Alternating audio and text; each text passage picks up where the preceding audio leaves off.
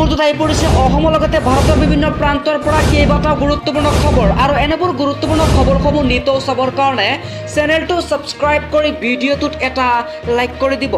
এই মুহূৰ্তত জনাইছোঁ সন্ধিয়াৰ প্ৰথমটো খবৰ। প্ৰিয়সকলৰ বাবে ডাঙৰ পদক্ষেপ লৈছে এইবাৰ অভিনেতা ছলমান খানে। বন্ধু বান্ধৱীসকল, ছলমান খানৰ বৃহৎ সিদ্ধান্তৰ বাবেই উপকৃত হ'ব 25,000 কৃষক আৰু লগতে আৰ্থিক দিশত সকাহ পাব কপাহ খেতি কৰা কৃষকসকলে।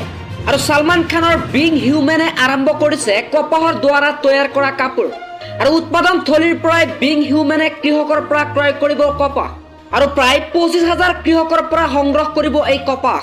আৰু এই কপাহ সংগ্ৰহ কৰাৰ ক্ষেত্ৰত কৃষকৰ সৈতে পোনপটীয়াকৈ যোগাযোগ কৰিব আৰু জানিব পৰা মতে উচিত মূল্য দি কৃষকৰ পৰা ছলমান খানৰ বিং হিউমেনে ক্ৰয় কৰিব কপাহসমূহ। এই মুহূৰ্তত জনাইছো এটা যুদ্ধৰ খবৰ। এইবাৰ ইজৰাইলৰ আক্ৰমণত প্ৰাণ হেৰুৱালে 50 গৰাকীকৈ ইজৰাইলে।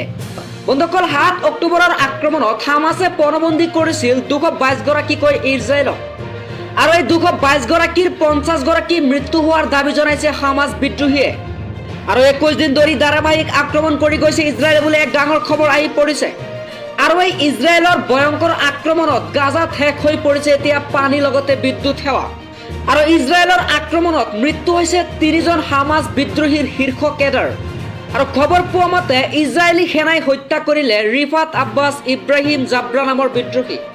আৰু এই ভয়ংকৰ আক্ৰমণত তাৰিফ মাৰুফ নামৰ 3 জন শীৰ্ষ হামাছ বিদ্ৰোহীৰ মৃত্যু হৈছে বুলি জানিব পৰা গৈছে।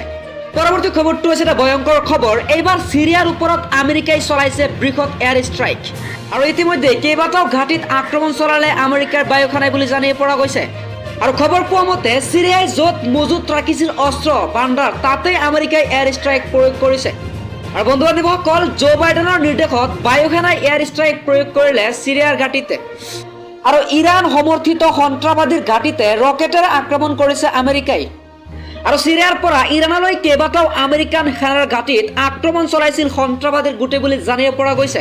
আৰু ইয়াৰ পাছতেই সন্ত্ৰাসবাদী সংগঠনৰ বিৰুদ্ধে এয়াৰ ষ্ট্ৰাইক প্ৰয়োগ কৰিছে আমেৰিকাই। পুনৰবাৰ জনাইছো, এইবাৰ চিৰিয়াৰ ওপৰত আমেৰিকাই বৃহৎ পৰিমাণৰ এয়াৰ ষ্ট্ৰাইক প্ৰয়োগ কৰিছে। এইবাৰ ৰাজ্যত পুনৰ সংঘটিত হৈছে এক ভয়ংকৰ গুলীচালনৰ ঘটনা আৰু এইবাৰ ৰূপৈহাটৰ নাঙলদোৱাত সংঘটিত হৈছে এক ভয়ংকৰ গুলীচালনৰ ঘটনা আৰু এজন বাইক চালকলৈ গুলীবৰ্ষণ কৰিছে 8জনীয়া দুৰ্বৃত্তই। আৰু জানিব পৰা মতে এই 8জনে মিলি এই যুৱকজনক খেদি খেদি নি নিৰ্জন ঠাইত গুলীয়ালে আৰু গুলীবিদ্ধ হোৱা লোকজনৰ নাম হৈছে ইমদাদুল ইছলাম। এইবাৰ ৰাজ্যত পুনৰ বৃদ্ধি পালে মূল্য। এবাৰ পুনৰ 10ৰ পৰা 15 টকাকৈ বৃদ্ধি পাইছে পিঁয়াজৰ দাম আৰু প্ৰতি কেজি পিঁয়াজৰ দাম এতিয়া বৃদ্ধি পাই 60 টকা হৈছে।